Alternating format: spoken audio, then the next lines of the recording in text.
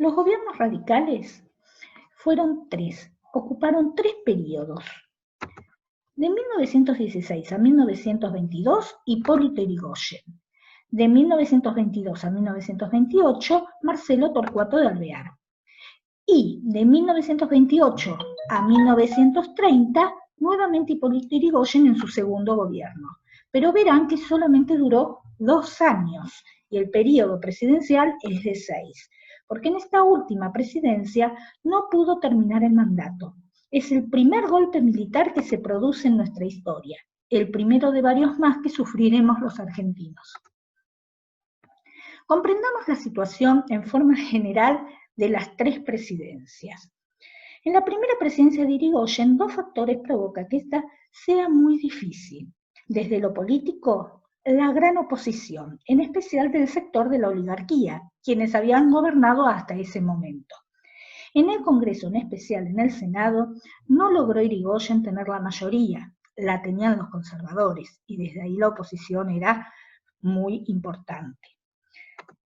Desde lo económico se desarrolló la Primera Guerra Mundial. Recuerden que nosotros éramos un país agroexportador y vendíamos productos de la ganadería y de la agricultura. Y se los vendíamos a Europa. Si este continente estaba en guerra, no nos podía comprar. Así nuestra economía se perjudicó muchísimo. Y el malestar social también empezó a surgir. Si miramos la presidencia de Alvear, desde lo político, Alvear pertenecía a una familia de la élite. Era mejor mirado por el grupo conservador, motivo por el cual la oposición disminuyó. Y desde lo económico terminó la guerra y Europa quedó en muy malas condiciones. Necesitaba comprar y acá estábamos nosotros. Por lo tanto, este periodo fue positivo desde lo económico. Más venta, más dinero y mucha más tranquilidad a nivel de la población.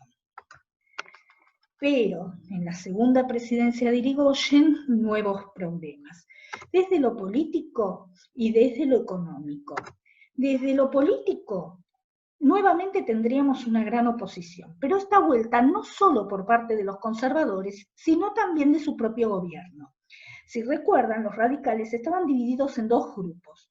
Los personalistas, que tenían como idea seguir a un líder como Yrigoyen, y los antipersonalistas, que no querían una figura como líder, sino que querían seguir a un partido y a sus lineamientos. A este grupo pertenecía Alvear. Entonces, aparte de los conservadores, también tendría la oposición de los antipersonalistas. Y desde lo económico se produce una crisis mundial, el crash del 29. Esta crisis afecta la posibilidad de exportar y nuestra economía nuevamente se ve perjudicada. El desempleo, la desocupación, el descontento social.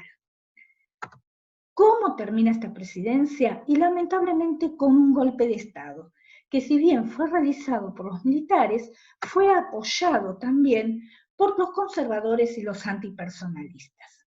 Pero ¿qué podemos destacar de estas 3 presidencias? ¿Qué aspectos positivos podemos destacar? Que se respetó la democracia, los poderes y las leyes que ella implica. Las votaciones no fueron realizadas por medio del fraude, como habían sucedido todos los gobiernos anteriores. Se produjo la reforma universitaria, que implicaba la autonomía, un gobierno compartido entre profesores y graduados, ¿sí? Una modernización de las cátedras y de los contenidos, la elección de los profesores a través del concurso. Esto fue un ejemplo para el mundo entero. Por otro lado, tenemos todo el tema de YPF, los yacimientos petrolíferos fiscales, el oro negro que le llamamos al petróleo tan importante en aquella época. Fue creada en la primera presidencia de Yrigoyen y alcanza su mayor expansión en la presidencia de Alvear, y en la segunda presidencia Yrigoyen quería nacionalizarla. La YPF era nacional, pero quería nacionalizar todo el petróleo y otorgarle a YPF la explotación mayoritaria de este recurso.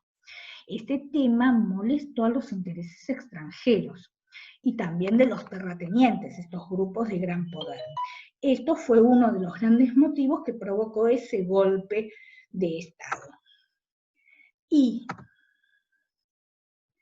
también cabe destacar que en estos gobiernos la clase media toma un lugar especial en la sociedad. Recuerden que durante los gobiernos conservadores, quienes tenían las mayores posibilidades de estudio, de acceder a los cargos públicos, eran únicamente ese grupo pequeño de la élite, con mucho dinero, con mucho poder. Con los radicales, la clase media surge, la clase media son los profesionales, los empleados públicos y privados, los comerciantes, muchos hijos de inmigrantes. Los inmigrantes que vinieron a trabajar en nuestra tierra, ellos pertenecían a esa clase media y pudieron tener sus hijos, acceso a la educación universitaria, a los puestos políticos. Surge una verdadera clase media.